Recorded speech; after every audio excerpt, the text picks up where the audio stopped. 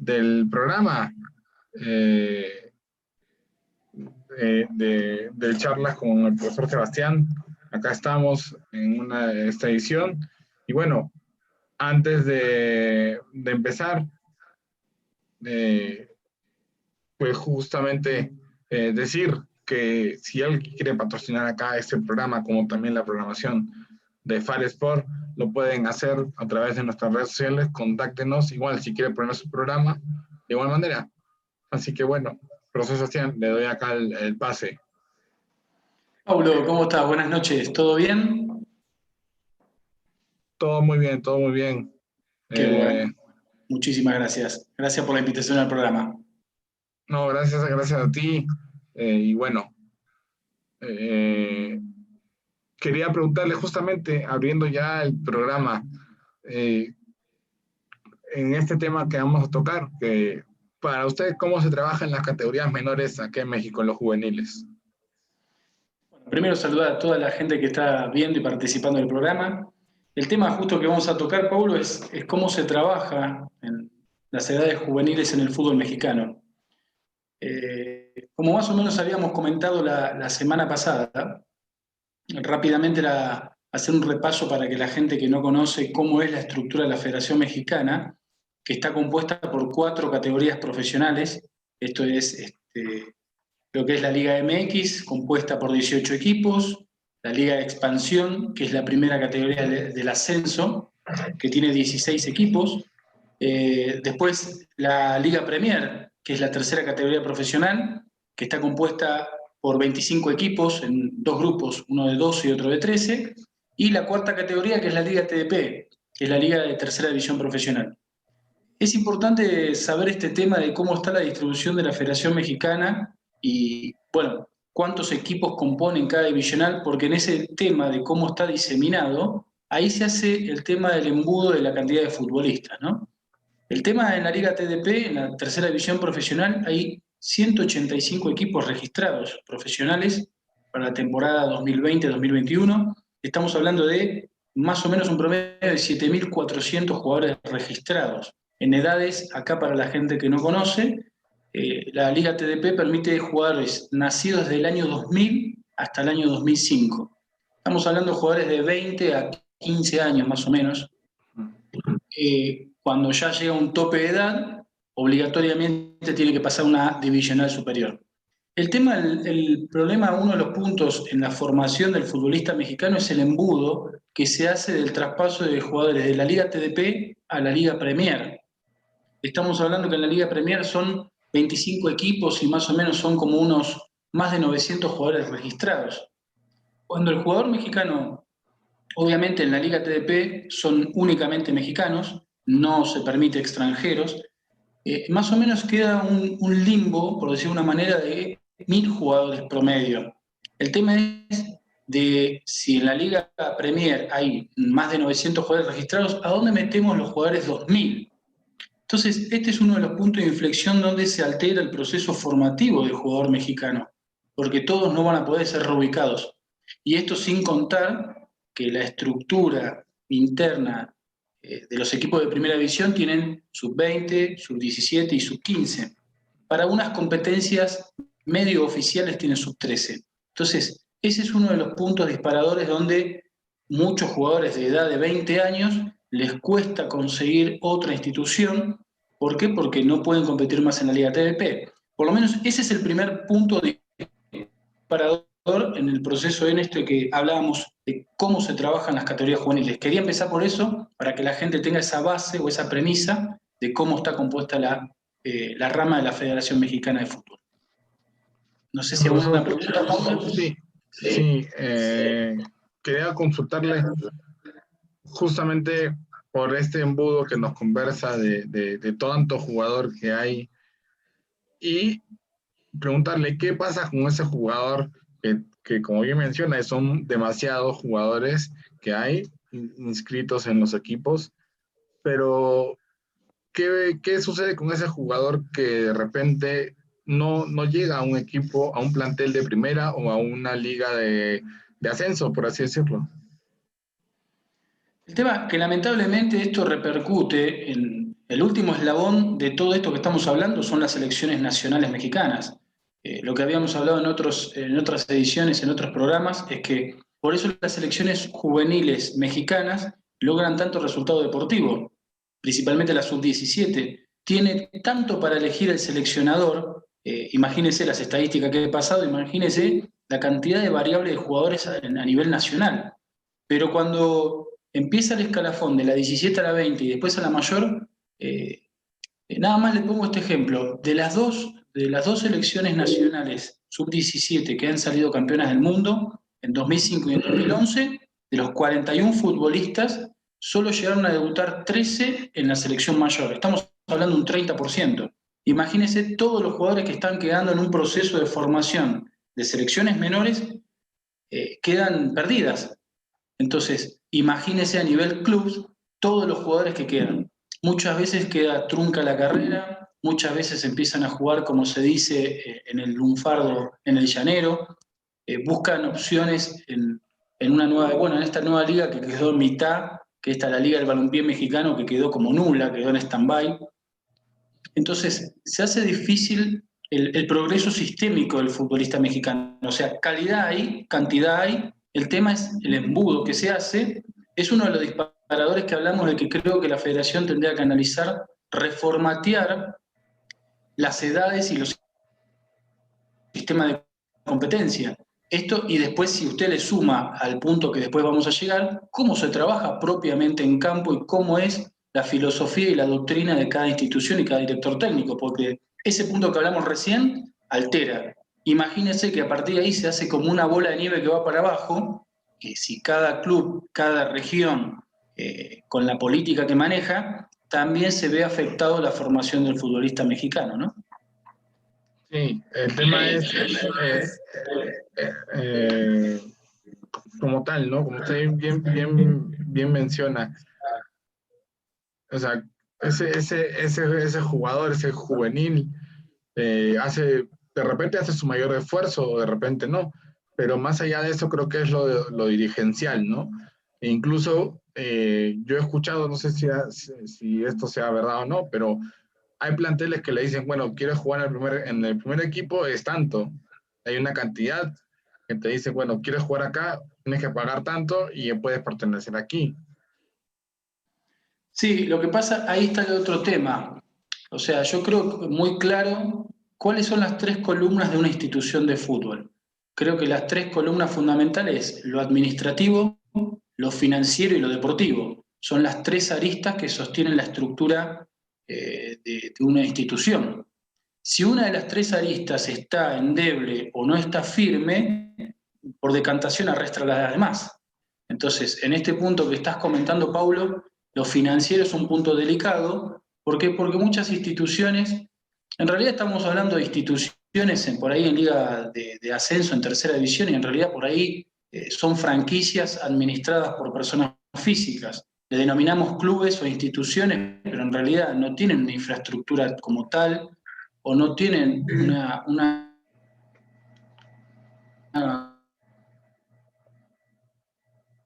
cuestión administrativa y contable donde pueda tener una estabilidad. Entonces,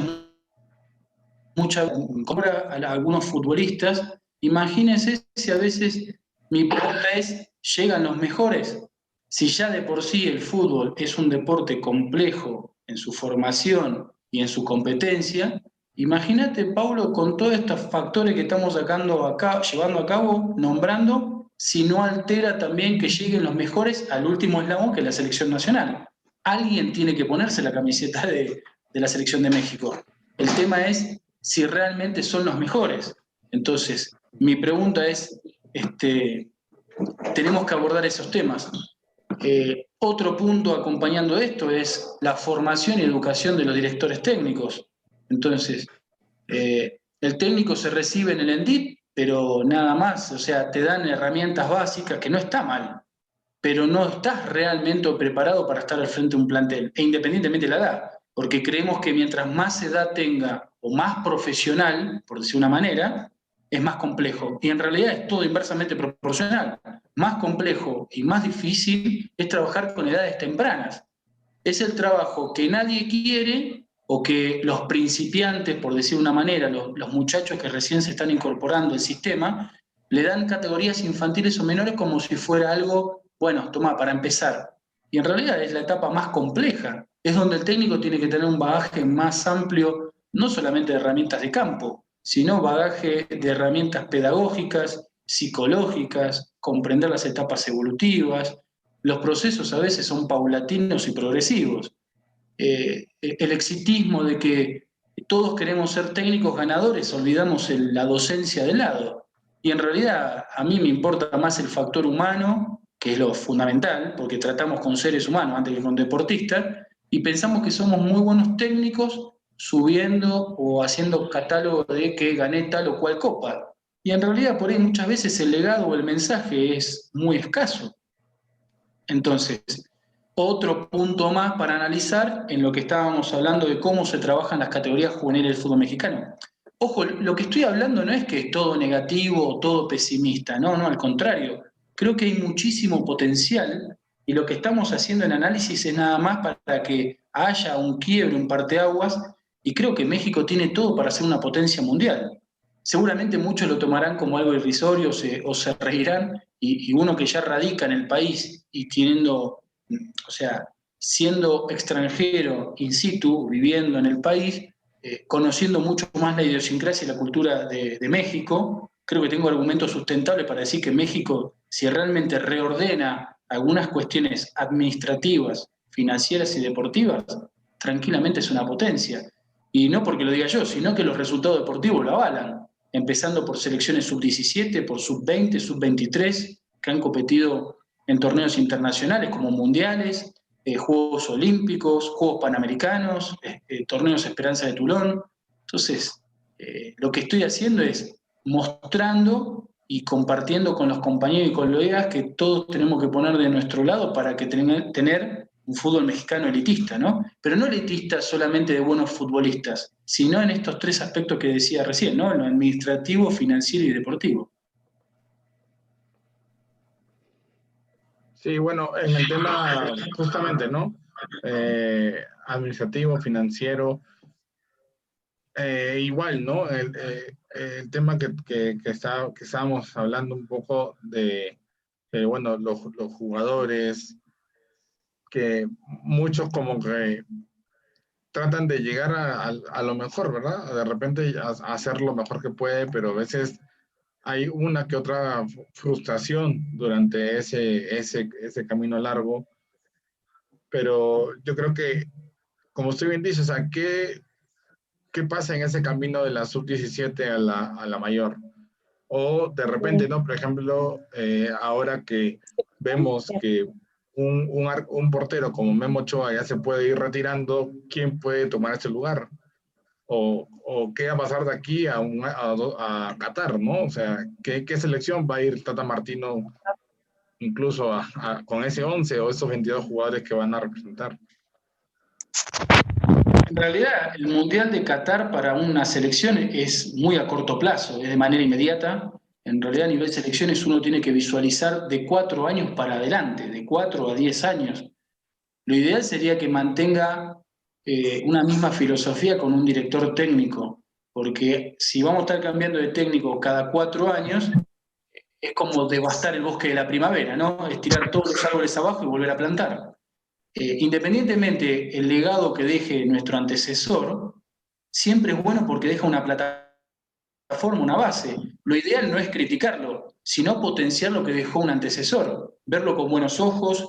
Lo que pasa a los técnicos en esto que yo te decía, que nos dan herramientas para recibirnos, pero no herramientas pedagógicas, uno en vez de tener una mirada peyorativa, crítica, destructiva, uno tendría que juntarse con los compañeros y compartir experiencias. Lo que pasa, los técnicos no nos enseñan a eso, porque hay mucho recelo, mucho egoísmo, mucha envidia, el qué dirán, el exponerme.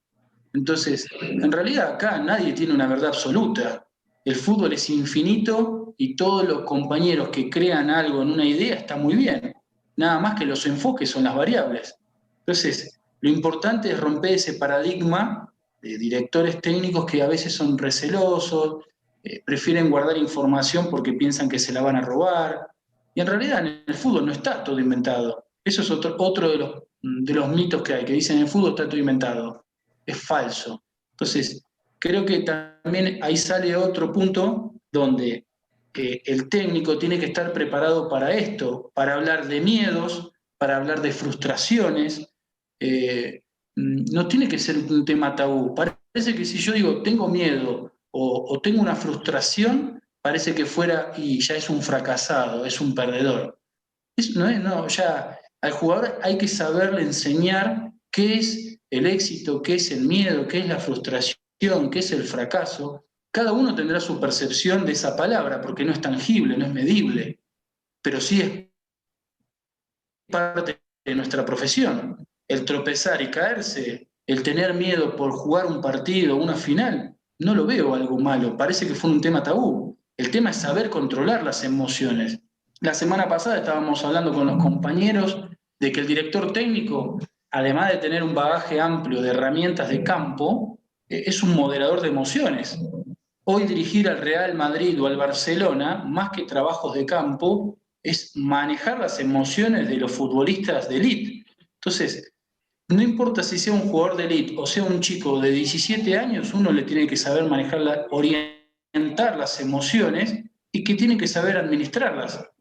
Entonces, muchas veces pensamos que el insulto, el agravio, porque tiene una cuestión emocional ante un partido determinante, parece que fuera menoscabarlo, ¿no? Tenés miedo, no servís para esto. Y muchas veces lo hemos escuchado, dedícate a otra cosa.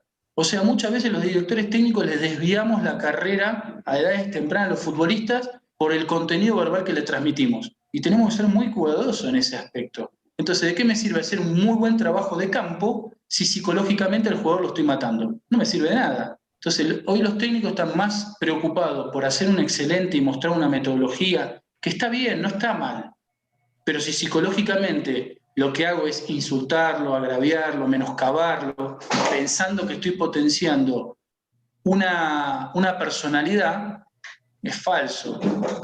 Entonces, creo que es otro punto más en la formación de edades tempranas del futbolista. Bueno, aquí damos el pase a Alejandro, también nos acompaña el día de hoy. ¿Cómo te va, Alejandro? Muy buenas noches. Buenas noches, gracias por la invitación, Sebastián, todos los compañeros, gracias. Sí, así es, la mentalidad en el deportista, en el atleta, debe de iniciar pues desde edad temprana, ¿sí? La fortaleza espiritual, lo que hablábamos el tema pasado, de la semana pasada, los valores, la mentalidad en familia, la fortaleza de espíritu, la fortaleza física, todos los valores que están dentro pues de la metodología, de la formación del chico, pues tienen que estar unidos, ¿verdad? Tienen que estar permanentemente vigilados también por los tutores, por los padres, por los directores técnicos, los que estamos ahí a diario con los chicos para, como dice Sebastián, pues orientarlos, pero ayudarlos también en las deficiencias que cada uno de ellos pueda tener a través de su experiencia y a través de la nuestra. Esa es ahorita de entrada mi opinión. Gracias. Muchas gracias, Alex. Gracias, Alejandro. Alejandro, quería preguntarte justo, estábamos hablando con el profesor Sebastián, ¿qué pasa con el jugador juvenil de esa sub-17 o sub-20 a la mayor? ¿Por qué de repente algunos no llegan? Por ejemplo, el caso de la sub-17 que ganó esa copa con ese gran equipo que tenía, y creo que nada más ahora hay 2 o 3 profesionales, los demás ya no son jugadores profesionales. Sí, en parte, no, bueno, yo vivo aquí en Guadalajara, aquí es su casa, bienvenidos cuando gusten venir, México. Y estábamos hablando del tema anterior, precisamente, que México En categorías inferiores, infantiles, juveniles, hay una gran camada de jugadores aquí en este país, pero sí, bien como tú dices, se van perdiendo para llegar a categorías mayores, lo que es primera división, selección mayor, etcétera. En parte, creo yo, Sebastián también lo conoce, lo ha percibido, lo ha vivido, en parte también tiene su culpa los dirigentes, los directivos, porque aquí en México hay demasiados extranjeros. Y mira que yo aprecio a los extranjeros, los quiero a todos, ¿verdad? Todos somos hermanos, todos tenemos derecho a trabajar. Pero es que aquí hay más de 9 o 10 jugadores registrados en un equipo de primera división. Entonces, yo creo, desde mi muy particular punto de vista, respetándonos, que hay demasiados extranjeros y a veces esos extranjeros no tienen tal calidad para estar en ese primer equipo, vamos a decirlo así. Entonces, esa es una parte nada más, no digo que es todo el peso de la balanza, pero sí lo veo yo como mexicano, como director técnico. Yo veo en otros países, por ejemplo en Argentina, que nos platica el compañero, Sebastián lo sabe también, ¿cuántos extranjeros hay en primera división? ¿Sí? Registrados. Si habrá más de 10, yo pregunto. No lo sé, pero aquí en México hay más de 10 registrados. Entonces, esa parte administrativa, directiva, sí bloquea un poco. Otra parte, sumando eso, la mentalidad, como estamos platicando, la mentalidad, la fortaleza. Porque cuando los chicos ya van ganando más dinero, están en un confort, no sé, van perdiendo piso, le llamamos por acá, vamos perdiendo piso, vamos perdiendo esa humildad, esa hambre, ya se va perdiendo el objetivo, ¿sí? Se va perdiendo el objetivo para llegar. Entonces, yo creo que son varias partes que sí tienes justa razón, que de categorías infantiles y juveniles sí se pierden. Tienes toda la razón. Gracias. Profesor Sebastián. Muchas gracias, Alex. En esto que comenta el profe Alex, el tema de los extranjeros es un punto importante. Hay una cuestión laboral que obviamente pone un límite en cada federación o asociación. En Argentina también un límite en primera división. La verdad que no recuerdo cuánto es el tope de extranjeros que puede tener un equipo de primera división. Principalmente en Sudamérica, en Argentina, hay mucha cantidad de jugadores uruguayos, paraguayos, chilenos. Se da mucho el intercambio de jugadores entre países limítrofes. El punto importante acá, en esto que está comentando Alex, es si sabiendo que hay un límite de extranjeros, pero independientemente de eso, si una institución tiene clara su filosofía y su política institucional y tiene una directriz clara de que sentido de pertenencia, de que propiamente uno contrata al director técnico como institución, pero el tema es que muchas veces las instituciones contratan un técnico que tiene una directriz completamente antagonista. ¿O para qué lo contrato? ¿Para que me saque el resultado deportivo? El tema es que muchas veces queremos hacer, como directivo uno quiere hacer como técnico, pero no. O sea, hay una incongruencia en el tema de que si vos como directivo tenés objetivos claros en que el patrimonio de la institución son los jugadores de fuerzas básicas o divisiones inferiores, el sentido de pertenencia, revalorizar un patrimonio propiamente que es canterano y cuando llega un plantel profesional, económicamente se revaloriza. Entonces, pero si la directiva no baja líneas claras, entonces, ¿cuál es el perfil de técnico? Queda liberado al azar, al técnico de moda. Entonces, por lo menos particularmente siempre yo me gustó hacer hincapié en los jugadores canteranos, respetando la idiosincrasia y la cultura y el proceso formativo de otros colegas y respetando el proceso de los jugadores. Entonces ahí lo que estás evitando es tanta jugador extranjero o foráneo. Obviamente siempre vas a tener que reforzar en algún punto específico. Y hay muchos casos. El caso de Banfield, que salió campeón, subcampeón el pasado fin de semana, perdió con Boca, que es un equipo que pelea todo lo que tiene que jugar, y Banfield tenía muchos canteranos. Y es un equipo, sin demeritar, con una infraestructura y una economía mucho más baja que Boca. O sea, uno puede pelear los campeonatos independientemente del presupuesto. Entonces, ese es otro punto no menor que comentaba Alex, que estoy de acuerdo, que el exceso de jugadores o técnicos extranjeros, también a veces no sabés si es mercenario o no, es la realidad, o es un ave de paso, o viene a dejar un legado, un mensaje, hay que ser claro. El tema es que ya no existen muchos los proyectos deportivos. Antiguamente, hace muchos años atrás, para que uno lo contrataran como técnico, usted tenía que presentar un proyecto deportivo y exponerlo. Y hoy es más, en base al resultado deportivo inmediato y al nombre que tenga en las medios de comunicación. Si usted es un hombre reconocido, tiene más posibilidades laborales que muchos colegas que no. Y por ahí hay muchos colegas o compañeros que tienen menos currículum, pero tienen mucha capacidad, pueden desarrollar un proyecto y no tienen la posibilidad. Entonces, es otro punto más donde altera el proceso formativo de los jugadores. Y eso que todavía no llegamos al trabajo de campo, ¿eh? Estamos hablando de todos los factores que yo los llamo extradeportivos, que en realidad son deportivos. Extradeportivo es lo que llamamos fuera de cancha. Entonces, ya después vamos a llegar a propiamente lo de cancha. Y volvemos a lo mismo. O sea, el tema es juntar una idea, armar una mancuerna entre todos los directores técnicos y tener una ideología. Cada uno tendrá su metodología, que es distinto. Pero lo que tratamos de achicar es el margen de jugadores que están abortando su carrera.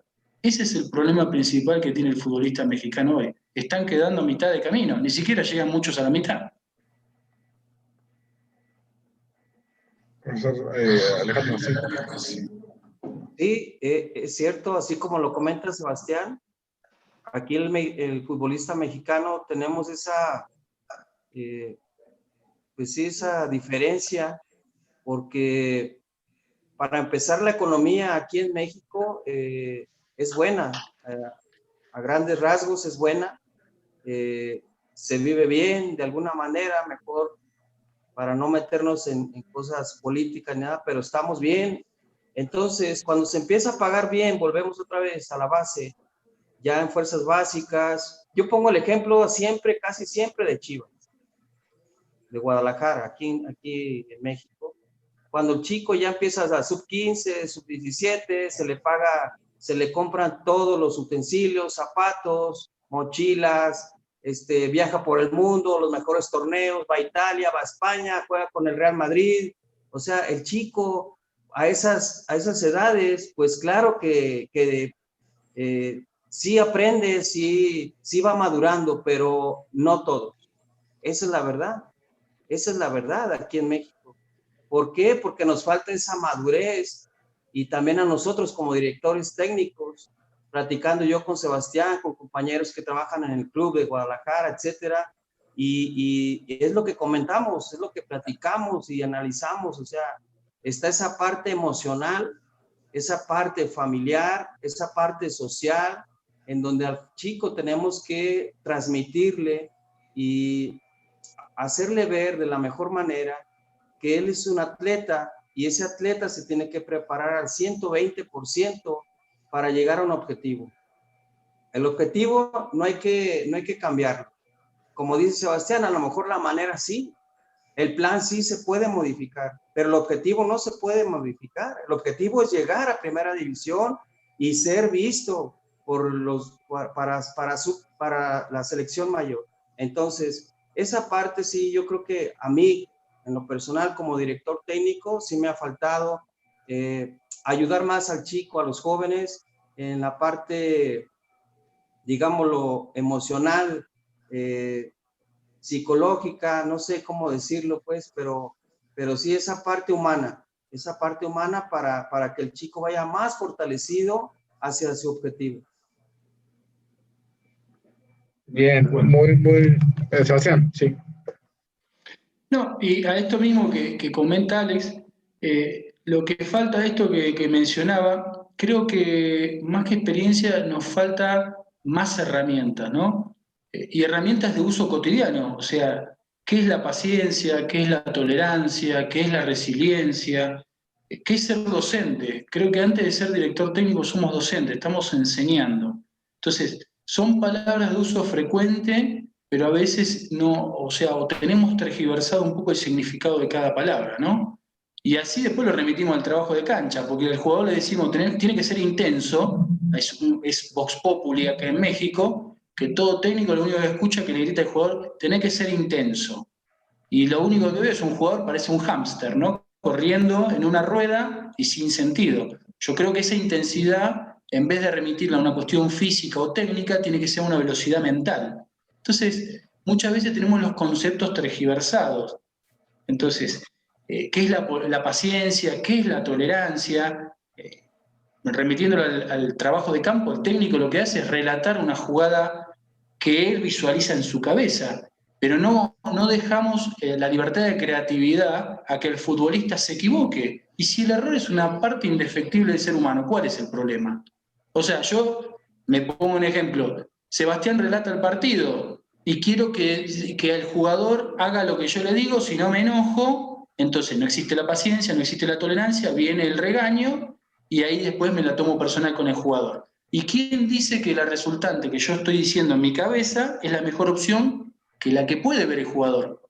Entonces, en vez de enseñarlo a ejecutar, ¿por qué no le enseño a pensar? Ese es el problema que estamos teniendo. Todo el tiempo le estoy relatando, y pegale así, y hace esto, y cabecea así. En vez de decirle lo que tiene que hacer, ¿por qué no le enseño las variables? Y asimismo, si le tengo que enseñar un gesto técnico determinado, como técnico, le tengo que enseñar la parte biomecánica, la parte gestual. Todo gesto técnico tiene una cuestión biomecánica. Lo que pasa, volvemos a lo mismo, nada más visualizo fútbol, nada más fútbol, fútbol, fútbol, pero de anatomía o de biomecánica no conozco nada, porque no es una rama que me competa. Y en realidad todo está relacionado. Yo tengo que conocer la anatomía humana y sus gestos determinados para yo después transferírselo al futbolista. Lo mismo, cuando le digo pegale bien y me enojo porque el futbolista no le pega bien. Y el jugador le quiere pegar bien, o vos te pensás que no le quiere pegar bien. El tema es cómo decir, poner el pie de apoyo, tirar el centro de gravedad hacia adelante, no cortar el gesto técnico, pero si yo no le explico todo eso, todo el fútbol se vuelve más empírico, ensayo y error. Entonces no es solamente empírico, le tengo que dar fundamentos teóricos y sustentados para que el jugador comprenda. Esto es lo mismo que usted cuando fue al kinder o al jardín, a la primaria, a la secundaria, a la universidad y así sucesivamente. Ustedes no aprendieron leyendo o escribiendo, le tuvieron que enseñar. Le enseñaron la parte mecánica, visual, gestual. En el fútbol es lo mismo. He visto en edades tempranas de 7, 8 años y los técnicos se enojan de una manera descomunal, porque lo importante es ganar y salir campeón. Eso me hace un técnico importante. Entonces, hay tantos temas para desarrollar, y perdón que me voy a extender, si hay una pregunta me interrumpen. El otro día lo habíamos hablado, el fútbol es un deporte complejo, no es nada fácil. Todos dicen que el fútbol es fácil. No, no es fácil. Y yo lo había dado justificado. Estaba presente Huguito, estaba presente Alex, estaba presente Paulo, que el análisis que había hecho, que una cuestión natural del ser humano, la manipulación es objeto humano. Usted, el primer acto reflejo, además de respirar y estornudar de un bebé, cuando usted le pone un dedo en la mano, es prensión. Pero si usted le toca la planta del pie a un bebé, lo que hace es sacarlo porque le da cosquilla. Entonces, imagínese transferirlo a un balón, no es como el simio que maneja los 4 miembros por igual. La manipulación objeto mano, objeto pie es igual. Entonces, manipular el objeto, que es el balón, con los pies es complejo. Y si encima me enojo y lo presiono, entonces tengo que entender, otro de los puntos que yo había desarrollado es, todas las demás disciplinas deportivas, las que ustedes quieran, es objeto mano o implemento mano. Implemento puede ser el palo de hockey. Ninguna, salvo el fútbol americano o el rugby, es pegarle al balón, pero la mayoría es el implemento con la mano. Entonces, si la manipulación objeto-pie en el fútbol es compleja y todas las demás disciplinas la utilizan con la mano, en un espacio reducido, con una oposición, entonces decime si no es difícil. Es muy difícil. Lo que pasa, nosotros nos dejamos seguir por lo que dice el Vox Populi. Está todo inventado. No, el fútbol es fácil. No, no es tan fácil. Fácil se le hace a los tipos que nacieron con un don determinado, pero al resto hay que enseñarles. Entonces, ese es un punto importante. Y a esto mismo voy entrelazando las disciplinas deportivas El fútbol a mí me enseñó mucho más comprendiendo las otras disciplinas. Esto lo habíamos hablado con Hugo, que es especialista en boxeo. El mejor espacio reducido es el cuadrilátero, 1 versus 1, en un espacio de 4 versus 4 o 5 por 5. En el básquet, 5 versus 5, ¿y quién es el más importante? No el que tiene la pelota, los otros 4 que son los que generan los espacios. Entonces, comprendiendo las tácticas y estrategias de otras disciplinas deportivas, usted va a comprender el fútbol mucho más amplio y va a sacar ejemplos adaptándolos al fútbol y el jugador lo va a entender mucho mejor. Otro punto más. Entendemos que le pongo una dificultad a un ejercicio X en el fútbol, le incremento la dificultad. Ya la dificultad está en la posesión con los pies y si encima le aumento la velocidad es complejo. ¿Por qué no rebobino y empiezo con un ejercicio, si es que no sale o no se comprende, un ejercicio haciéndolo con la mano?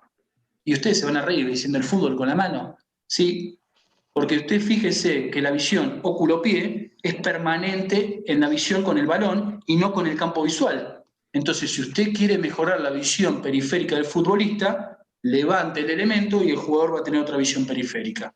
Va a mejorar la toma de decisiones, va a mejorar su respiración diafragmática, porque el jugador cuando tiene que tomar una decisión, su respiración es acelerada, su musculatura se pone tensa. Entonces, no es una cuestión de gesto técnico a veces su estrés emocional, su respiración acelerada. Son muchos ítems que no son pormenores que altera en la formación y en la producción de un futbolista. Entonces, si a usted le enseña a pensar, le enseña que el error es una parte indefectible y no pasa nada, que se equivoque, pero siempre con fundamentos. ¿Qué pasa si en vez de jugar para allá hubiésemos jugado para acá? Lo dejas pensando. Entonces, nada más, en vez de jugarlo con los pies, lo llevas con la mano. La toma de decisiones es más asertiva, no hay estrés emocional ni respiración acelerada. Entonces, en esa toma de decisiones, y así 1000 variables más, ¿no? Los movimientos dentro del espacio reducido son más efectivos, la toma de tiempo y espacio, mi cuerpo ocupa un tiempo y espacio, es mucho más productiva que estar corriendo atrás de la pelota. Principio del básquet, lo que habíamos dicho, a mí no me importa el tipo que tiene la pelota, a mí me importan los otros 4 que son los que generan el espacio. Eso es ser jugador pasivo o activo. Y se lo enseñamos al futbolista, todos quieren tener la pelota, todos queremos hacer goles, pero sé ocupar un espacio, sé saber ser un jugador pasivo. Entonces, a veces no es más importante que tiene la pelota, es todo al revés. Entonces, esos son los puntos importantes en un trabajo de campo. Vuelvo a lo mismo, ejercicios te puedo tirar millones, pero si yo no te doy las herramientas para comprender ese ejercicio y su mecánica, ¿para qué me sirve? ¿Para que me hagas caso a mí? No sirve. Entonces, por eso es otro punto más, todo esto que está concatenado altera la formación del futbolista. Perdón que me extiendo, pero trato de relacionar todos los puntos. Hasta Alejandro, sí. Y gracias, Sebastián. Claro, sí, nada más para compartir un poquito lo que nos está diciendo ahorita Sebastián. Es muy importante el tema otra vez aquí en el futbolista, la formación infantil, juvenil del futbolista mexicano. Es muy importantísimo también la psicología, ayudarlo desde el punto de vista humano, desde el punto de vista profesional, desde el punto de vista de la metodología, con todas las herramientas precisamente para que no existan esos desvíos, para que no existan esos errores que los podemos cometer todos, pues, pero sí cada vez irlos mejorando, irlos afinando a través, como estábamos ahorita diciendo, del acierto y del error. Y no presionar tanto, porque hay una situación aquí en México, no, Sebastián no me va a dejar mentir, el futbolista, el joven, desde fuerzas inferiores, desde 10 años en adelante, hasta la sub-15, los padres, perdón de la expresión, pero son muy fastidiosos. Hay muchos padres que fastidian y sí apoyan a los hijos, pero fastidian, esa es la palabra. Yo soy director técnico y a veces tengo que, no sé cuál palabra para no ofender, pero omitir tantas palabras, tantas situaciones que no ayudan para nada al joven mexicano, al joven futbolista, y Sebastián lo sabe, lo sabemos. Entonces, esa parte también en los padres, por eso yo insisto mucho en la familia, yo insisto mucho en la sociedad, porque como dice Sebastián, el fútbol no es fácil, no es sencillo, pero sí tiene su complejidad, pero darle la herramienta cada vez mejor para que esos chicos pues lo vayan desarrollando de la mejor manera. Gracias. Gracias. Y esto es importante, lo fascinante que tiene el fútbol, que tiene infinidad de variables y no hay una verdad absoluta, ¿no? Un ejemplo, ¿no? O sea, todas las disciplinas, principalmente colectivas, tienen, como lo que yo denomino, son juegos abiertos. Juegos abiertos porque tienen infinidad de variables que por más que usted repita una ejecución, siempre va a tener una resultante diferente.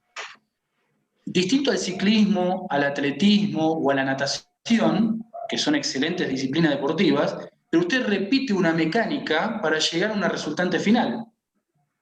En el fútbol usted no puede repetir una mecánica, no va a salirlo igual. Entonces, es importante entender y comparar con otras disciplinas, no para saber si es mejor o peor, nada más es para reajustar algunos detalles, porque me parece que del atletismo es genial la biomecánica humana en el gesto de una partida baja o de una cuestión mecánica de braceo. Muchas veces los entrenadores no saben que los brazos son estabilizadores del cuerpo.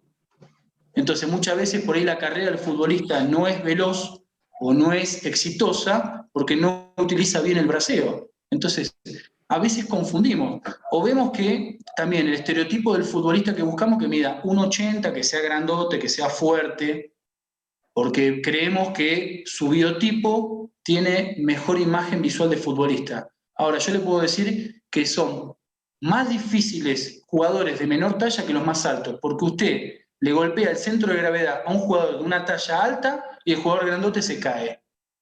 Y a un jugador más chico, de talla chica, no es tan fácil golpearle el centro de gravedad. Entonces, son situaciones que uno como técnico tiene que analizar táctica y estratégicamente. Todo es válido, ¿eh?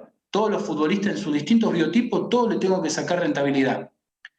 Pero todos tenemos la idea que si el jugador es alto, es grandote, fuerte, qué buen jugador, ese es buenísimo, dámelo. Si es muy alto, es portero, es marcador central o es delantero. Y a veces son falsos prejuicios. En la vida del fútbol ha existido distintas tallas y han vivido excelentes futbolistas. No sé si hasta ahí me siguen. Sí. Se congeló un poco la imagen. Ahí vamos, ahí estamos. Sí, todo claro. Entonces es importante que el técnico, como dicen en el lunfardo, ¿no? Yo no espero tener las mejores cartas, tengo que jugar bien con las que tengo. Entonces, volvemos a lo mismo, no es que yo me refuerce con todos los jugadores, con lo que tengo que tener la capacidad de sacarle el máximo potencial. Entonces, pero volvemos a lo mismo, para eso tengo que saber lo que es la paciencia, la tolerancia, la resiliencia. Otro punto importante, el jugador que llega a un plantel superior o una divisional superior, de no tener nada, ya tiene un primer sueldo, y eso también es parte de nuestra injerencia de cómo se debe administrar un futbolista. No le tengo que decir lo que tiene que hacer, sino que darle herramientas para que el jugador comprenda manejo de uso de redes sociales, comunicación con prensa, ¿qué hago con mi primer sueldo? No es que yo le voy a decir, con este primer sueldo tenés que hacer esto, no, sino orientarlo. Entonces, esto es lo que habíamos hablado la semana pasada. Un jugador juvenil lo suben a un plantel profesional y parece absurdo o ridículo. No sé si se congeló la imagen, si está saliendo. Está congelada. ¿Pero sale la voz? La voz sí, ahí estamos. Perfecto. Un jugador juvenil sube a un plantel de primera y parece absurdo o ridículo. El jugador pregunta si tiene que llevar su propia ropa. No es absurdo o ridículo, nadie se lo enseñó. O el jugador dice dónde me siento, dónde me cambio, qué tengo que hacer, y el jugador tiene miedo de expresarlo, porque nadie se lo comentó. El miedo de la exhibición, porque no quiero quedar como un tonto, entonces los jugadores grandes parece que se lo tomaran como burla. Entonces, más que enseñarle a educarlo, qué tiene que hacer, qué no tiene que hacer, si tiene que o no tiene que llevar tal o cual cosa, es siempre la exhibición. Está bien, es el entorno del fútbol, pero me parece mucho más de contención y más de formación al jugador, orientarlo desde si tiene que llevar o no su ropa o qué hace con su primer sueldo. El manejo uso de redes sociales no es un dato menor. Entonces, son muchos puntos que el técnico sí lo tiene que orientar al futbolista, no es solamente el trabajo de campo. Sí, profesor, justamente, por ejemplo, ¿no? Yo recuerdo un caso muy específico, por ejemplo, el de Eduardo López, el jugador de las Chivas. Creo que a él se le subió mucho el tema de estar en primera división, o no sé qué le pasó por su mente en ese momento. Pero ahora mi pregunta ¿es por ahí la educación que tuvo en su casa, la educación que tuvo en las casas de estudio, el entorno del fútbol, su cabeza? Hay tantas variables emocionales que uno no lo va a corregir al 100%, porque esto también el jugador se tiene que tropezar, pero el margen de error cada vez tiene que ser menor.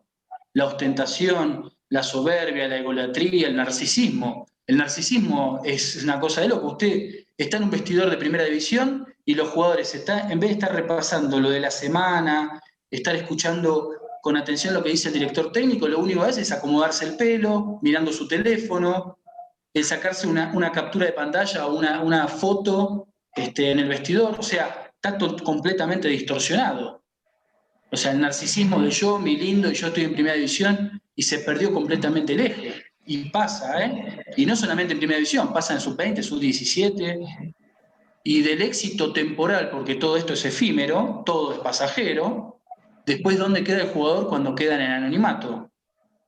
Por eso hay otro punto que el futuro, me gustaría sacar un tema futuro, ¿cuántos futbolistas se han suicidado? No es un dato menor, ¿eh? En Sudamérica hay un montón de futbolistas que han y futbolistas en actividad que han llegado al suicidio porque no han sabido ser escuchados o el manejo de su persona. Ya es una persona pública. Las presiones internas y externas. Es una bomba de tiempo la cabeza. Entonces el fútbol se volvió tan exitista que el jugador todo el tiempo tiene un tic-tac en la cabeza que no tiene a dónde hacer catarsis. Y muchas veces lo que hacemos los técnicos es un monólogo, es hablar y hablar y hablar, y al jugador, ¿cuándo lo escuchamos?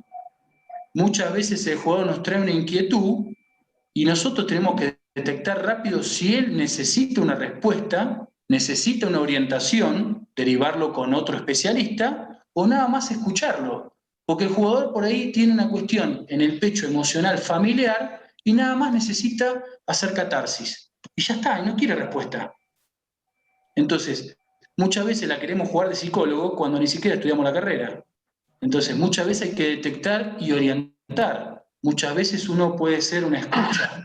Entonces, ese es lo que tiene que tener el técnico, tiene que ser pedagogo, captar y visualizar, no solamente a nivel colectivo, sino a nivel individual. Es una carrera fascinante porque es súper extensa. No sé si hay alguna pregunta. Sí, yo quiero agregar nada más a lo que comenta el profesor Sebastián.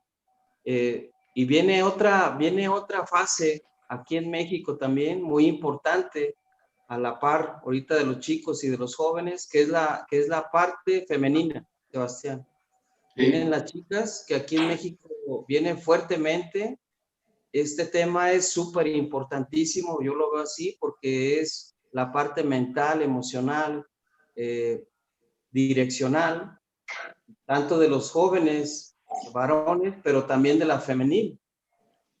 Tú ves aquí en México cómo viene fuerte ese auge femenil, entonces eso sería también muy importante, llevar esa voz, ese pensamiento, esa dirección hacia los clubes y hacia la parte femenil, Sebastián.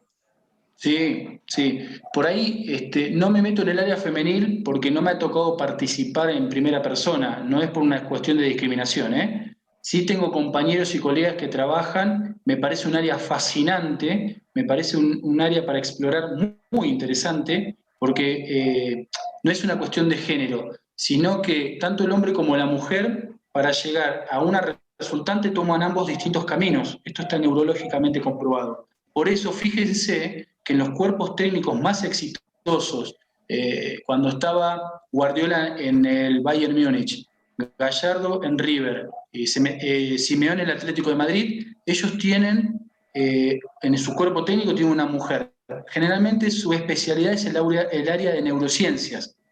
Y fíjese que la tratan con tanto respeto en un ambiente que por ahí se puede tornar hasta machista, pero le tienen tanto respeto, más allá que por ahí se está dando una política de neurociencia, del desarrollo cognitivo para potenciar la atención, la concentración, la toma de decisiones, sino que la mujer tiene otra percepción, otra mirada distinta a lo que podemos ver nosotros los hombres. No es ni mejor ni peor, ¿eh?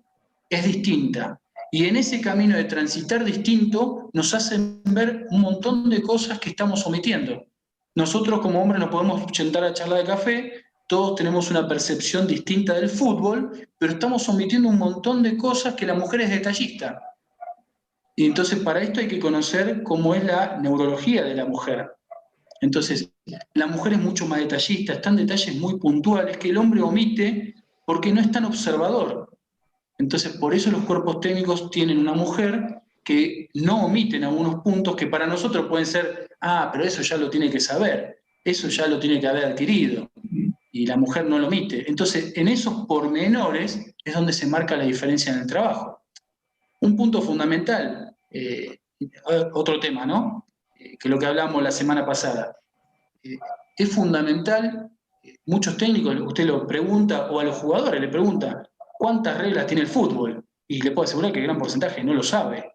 Y ustedes cuando se sientan en familia a jugar un juego de mesa, por lo menos leen el instructivo, aunque sea, ¿no? Para entender a qué van a jugar. Y entonces volvemos a lo mismo, el fútbol se vuelve empírico porque me lo enseñan así. Pero si ustedes conocen las 17 reglas de juego, diseminadas en uno cada uno, ¿sabe la cantidad de ventaja que le puede sacar al juego en sí? Lo que pasa todo es empírico. Entonces, es otro punto importante que el técnico tiene que saber, y los jugadores también, cuántas reglas tiene el fútbol y qué es cada regla, ¿no? Entonces, parece absurdo y ridículo, pero no es un dato menor. Entonces, ese es otro punto más. Y otro punto más, perdón, así ya le dejo a los compañeros las preguntas, el tema de planificación. Muchos planifican, pero en base a ejercicios de campo. Vamos a hacer esto, vamos a hacer aquello, y no está mal.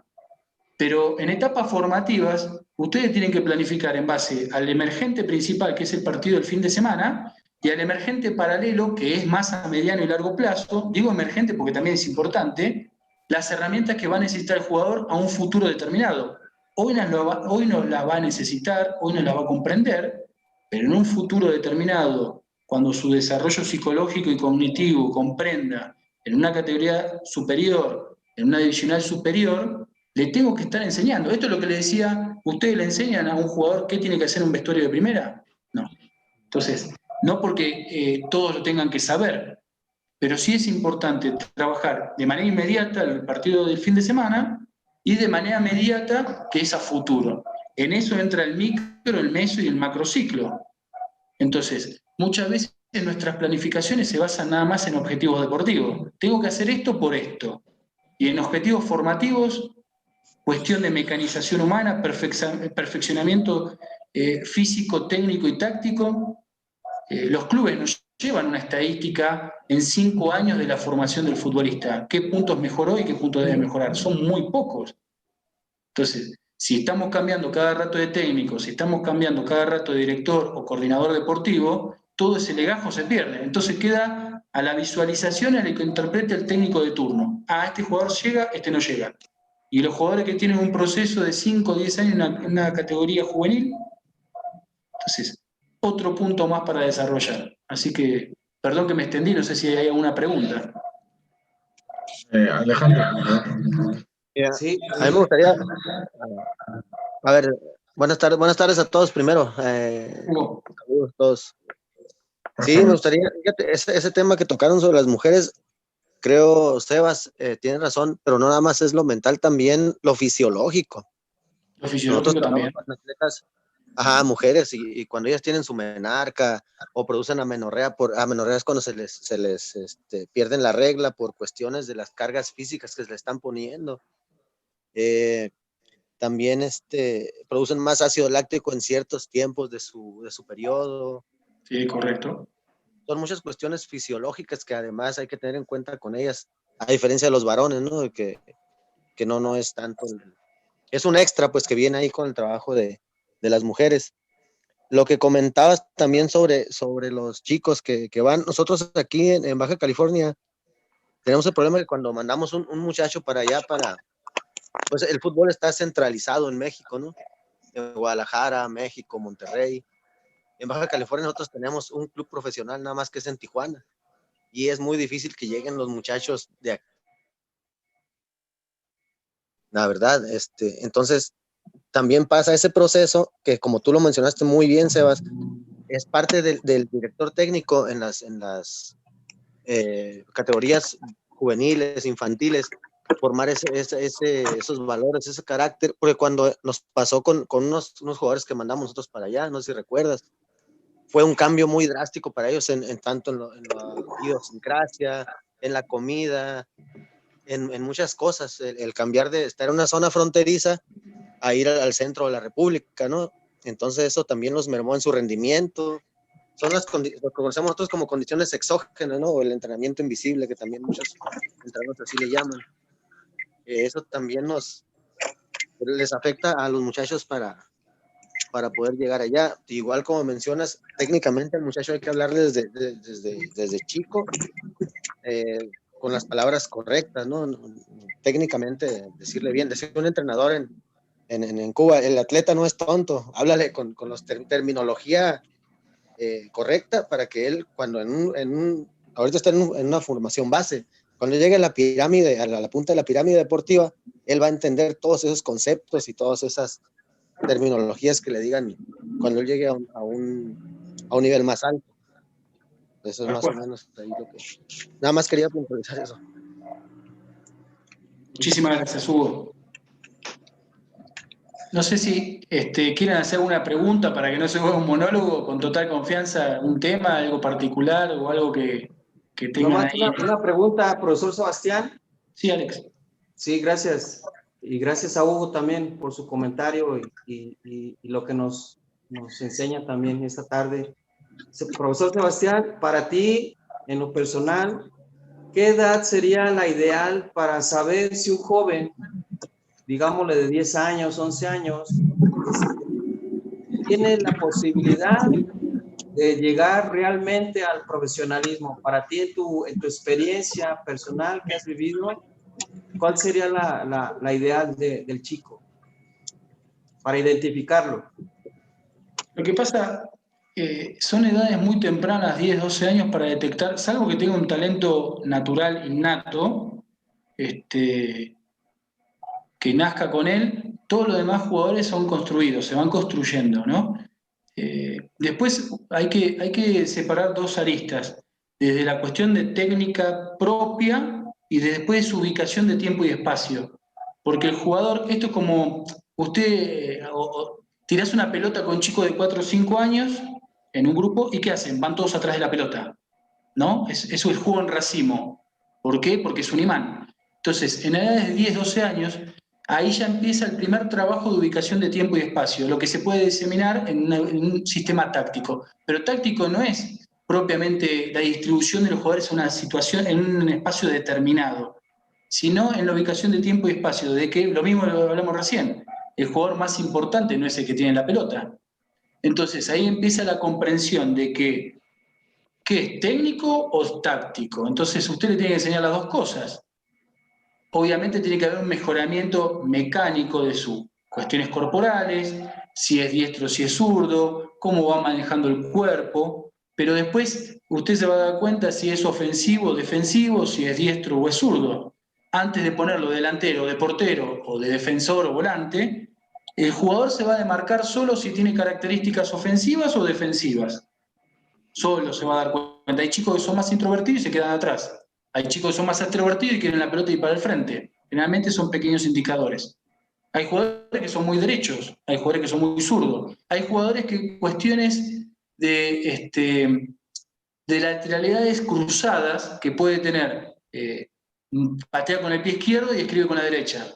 Esas son lateralidades cruzadas. Entonces, el jugador puede tener una tendencia mixta, le gusta más jugar con el perfil cambiado. Entonces, son disparadores que a usted le va dando el indicador si el jugador va teniendo la comprensión del juego asociado, un juego reglado, Entonces son muchas cosas que el técnico le tiene que ofrecer.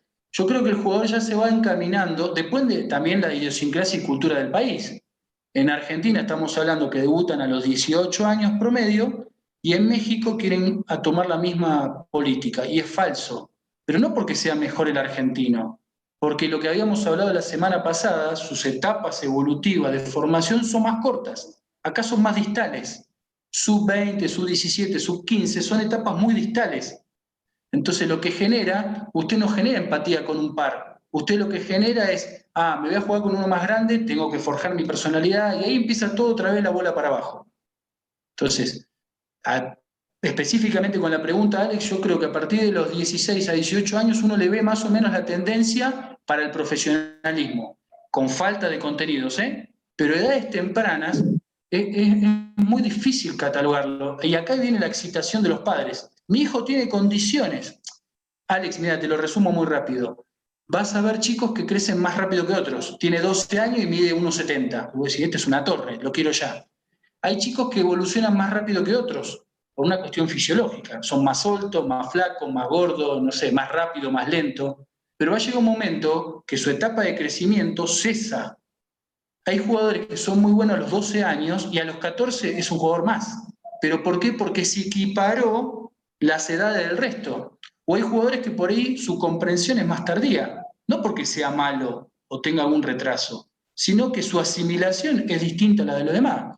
Entonces, juzgar a un jugador si a los 10, 12 o 14 años está para un nivel profesional es una demencia. El jugador no tiene que perder ese aspecto lúdico y recreativo.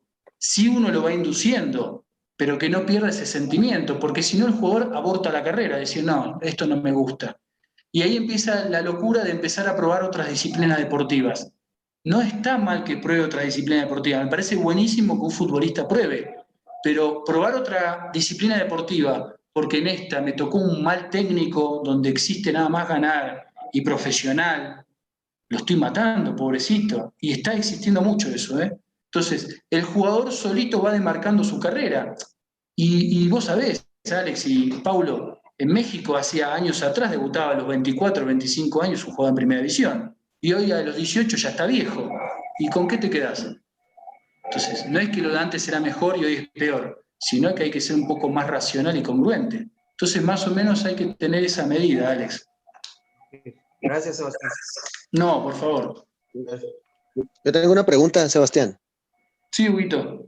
Aprovechando que nos están escuchando dos profesores de acá de Ensenada que trabajan con infantiles y juveniles. Un fuerte abrazo. En tu experiencia, ¿qué crees tú que le haga falta al jugador de Baja California para destacar? O sea, tenemos ese problema nosotros. Muchos jugadores de Baja California lo requieren, lo buscan, pero estando allá no soportan el proceso, no aguantan. Tú lo viviste y me gustaría saber qué es lo que tú sientes que hace falta trabajar en ese aspecto. Mirá, y vos lo tenés más claro que yo, Hugo. El primer análisis habría que hacer un análisis FODA en la región, ¿no? Un análisis de investigación FODA a nivel futbolístico. Así a grandes rasgos, desde la experiencia que me ha tocado estar en la región y conociendo muchos estados, no todos, de México, es como dijiste, está muy centralizado el fútbol. En eso que está muy centralizado, se vuelve el poco roce del futbolista de Ensenada. Nada más que parece que el epicentro es Tijuana. Y nada más, y después te tenés que ir muy lejos. Entonces, creo que la falta de relaciones entre otros estados, la competitividad, o sea, talento hay, capacidad hay, faltaría propagar un poco más las variantes educativas, no porque no las haya, sino para tener más herramientas. En esto lo que yo digo, el intercambio cultural.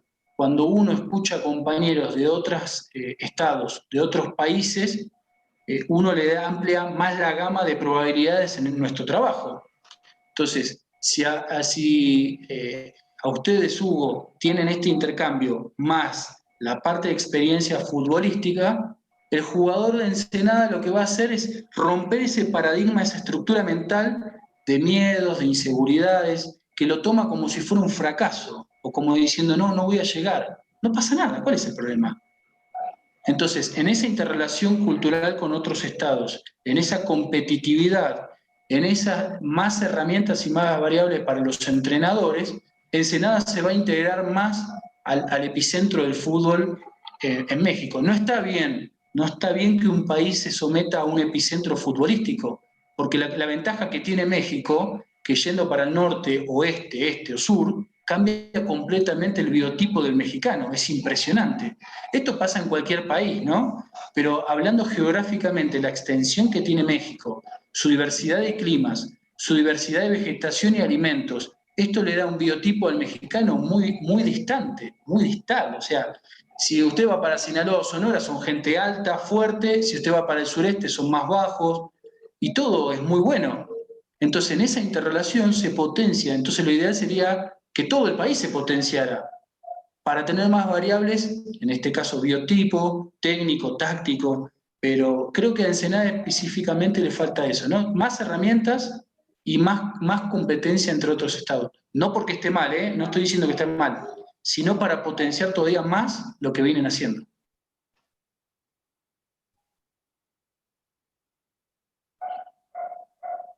Muchas gracias, Sebas. Gracias a ustedes, Hugo. No sé si hay alguna pregunta, algo más.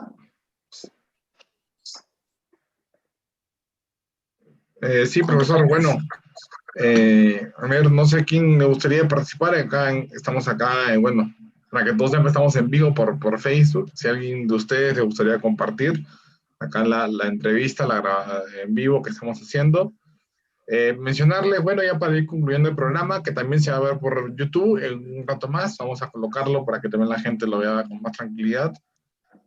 Y mencionar que el próximo martes vamos a estar con otro nuevo tema. Vamos a colocarlo ya en la semana. Vamos a proponer un tema específico para que también nos acompañen a esta hora de 7 a 8, 8 y media de aquí de la radio de Ciudad de México. Así que, profesor Sebastián, de paso te doy el pase. La última, ya para cerrar un poquito lo que comentaba Alex, me quedó, a veces por ahí se me van acordando algunos temas, el tema de los padres. Es importante, Alex, esto no es un dato menor, a veces como técnico, es ser estratega adentro y afuera de la cancha. Lo importante, Alex, es, en el tema de los padres a veces hay una excitación normal de padres que fueron o no fueron futbolistas e independientemente quieren que su hijo trascienda o crezca en el fútbol. Todos creemos que nuestros hijos tienen un potencial exitoso en el fútbol, por ahí lo tienen, pero no, tampoco hay que volverlo loco, ¿no? Entonces creo que es importante, independientemente de la institución, hacer reuniones de padres de manera frecuente, no digo todas las semanas, pero sí que los padres conozcan la política, conozcan las planificaciones, conozcan las directrices, aunque sea de la categoría. Eso en realidad tendría que ser una directriz institucional. A veces el padre, en su afán de querer hacer tanto, lo que hace por ahí es trabar o frenar un poco su formación de su hijo. Entonces, si al padre le damos herramientas, le damos indicadores de cómo está el proceso a nivel colectivo, y después algún caso en privado un padre quiera saber de su hijo, pero que el padre tenga una orientación. En esa orientación el padre va a estar tranquilo. Esto es como la escuela propiamente en la casa de estudios. Los maestros hacen reuniones frecuentes para decirle cómo está el sistema educativo, cuáles son los contenidos, los ejes, o por lo menos yo lo he vivido así, lo que trato de transmitir.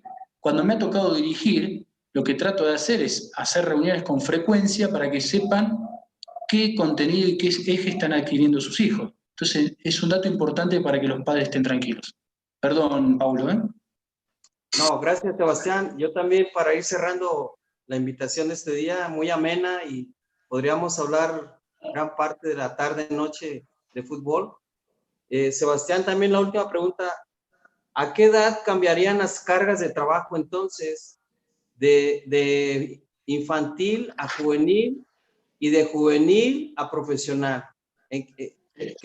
O sea, las edades y los cambios de cargas desde todos los ejes que estamos tratando, la metodología, la psicología y la física.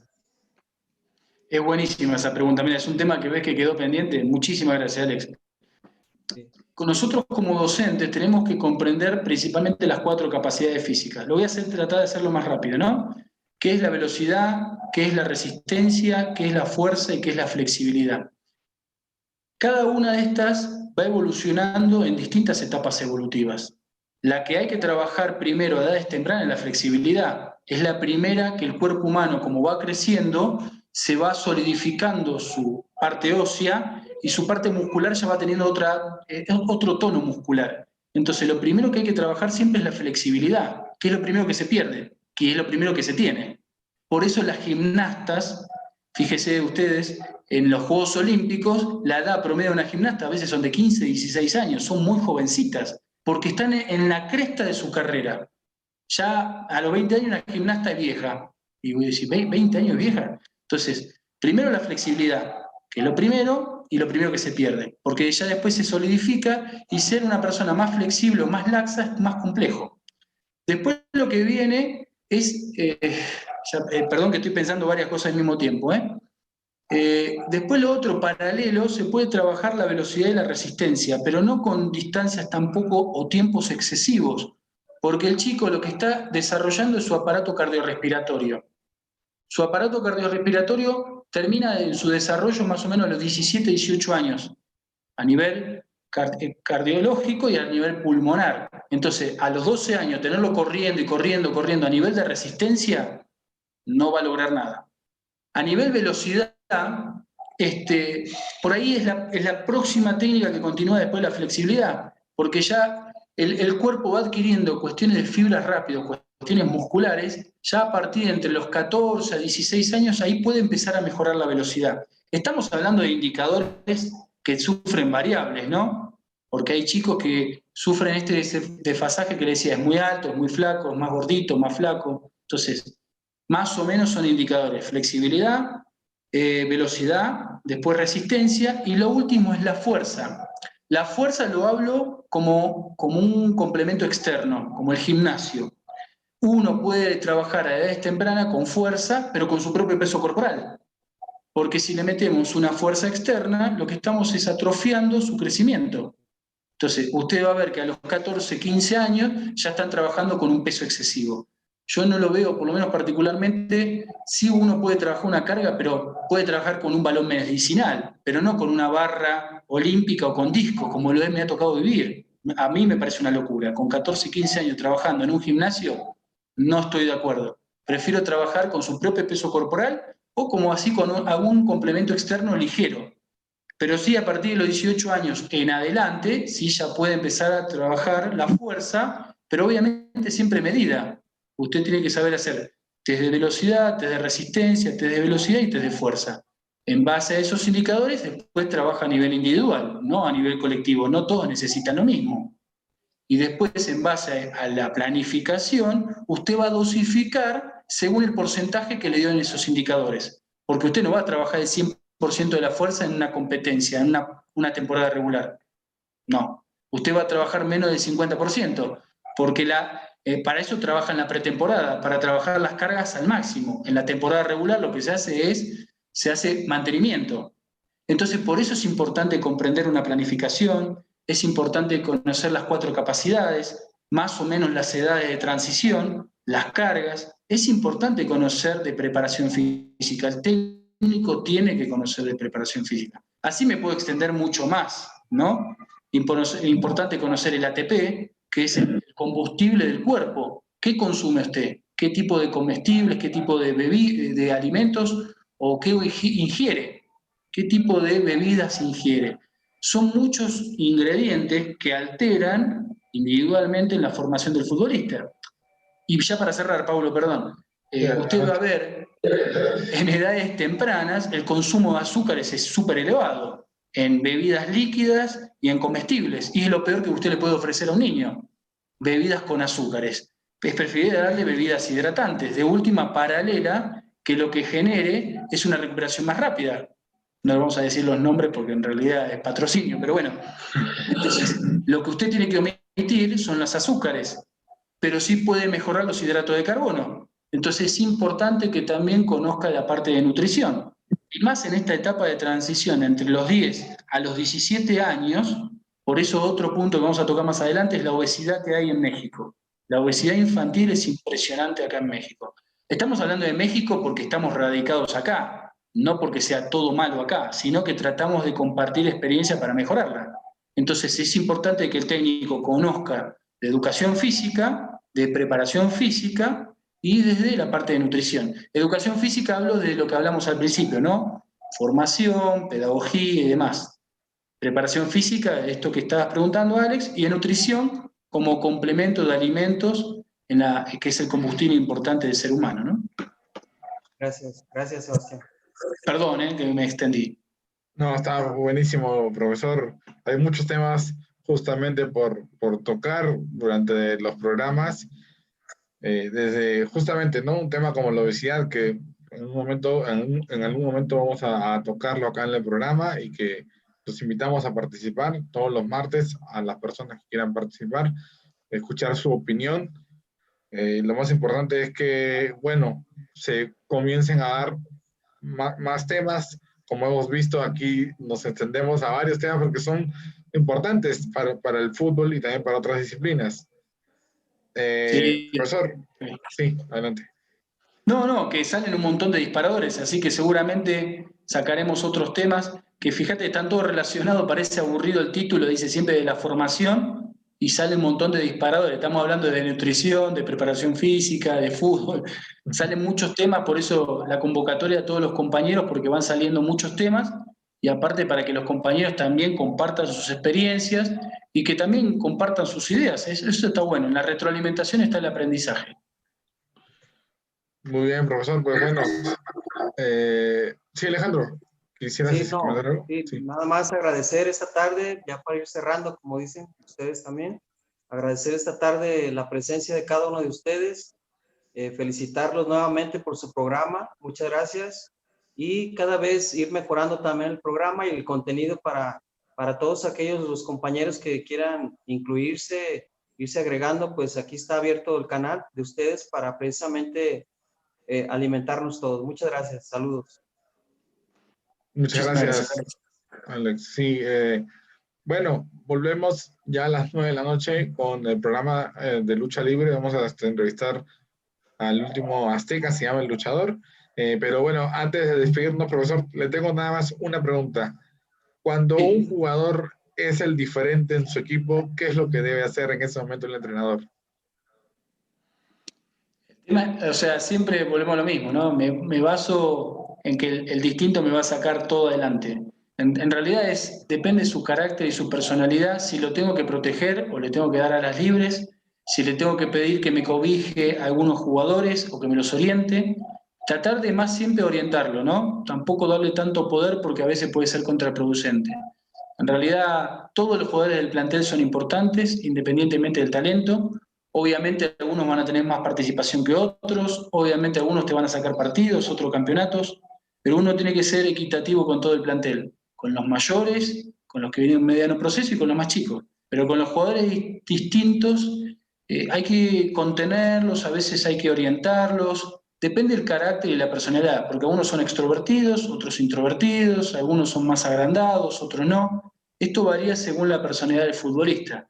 Sí hay que sacarle bastante provecho para que nos ayude en la contención del resto de los jugadores, ¿no? Que les dé paciencia, que les dé tranquilidad, que los cobije desde su potencial o de su cuestión distinta de talento que tiene, compartir eso. Y muchas veces el indicador, esto es lo último, el indicador que a veces, que lo he analizado, muchas veces el jugador que es distinto, a veces es el que menos trabaja en la semana, es a veces el más especulativo, porque piensa, directo o indirectamente, que con el talento va a sacar el trabajo adelante. A veces el que es más limitado técnicamente es el que más sacrificio hace. No es que sea siempre así, no es que sea rajatabla esa fórmula, pero muchas veces el jugador que tiene más características distintas, más talentoso, especula más con el trabajo de la semana, porque sabe de su capacidad. Y el jugador que le cuesta un poco más, hace más sacrificio y esfuerzo. Entonces hay que observar todos esos puntos. Bien, profesor, gracias por aclarar acá los dudas de cada persona que ha participado el día de hoy. Y bueno, les agradezco a todos los que han participado, todos los que nos están oyendo. Bueno, les invito a que participen en cada programa, a que se suscriban al canal de YouTube, a las redes sociales. Acá estamos también para entrevistar a personas que quieran contactarnos, incluso también colocar programas deportivos que quieran colocarlos. Igual el tema de patrocinio también. Así que bueno, profesor Sebastián, le agradezco Igual Alex, igual a todos, a Hugo, a todos los que nos están viendo en estos momentos. Saludos. Muchísimas gracias a todos, ¿eh? Y después si se quieren comunicar con Paulo para un tema específico, algo para desarrollar, así lo estudiamos en la semana, ahí con total confianza se direccionan con Paulo para seguir hablando de fútbol y seguir aprendiendo un poco más. Gracias. Muchísimas gracias a todos, ¿eh? Bendiciones para todos. Gracias, muy manera, muchas gracias a todos. Bueno, volvemos a las 9 de la noche para hablar con este gran luchador, así que bueno, agradezco a todos, así que nos vemos dentro de media hora. Hasta la próxima. Hasta la Un fuerte próxima, abrazo a Pablo. todos.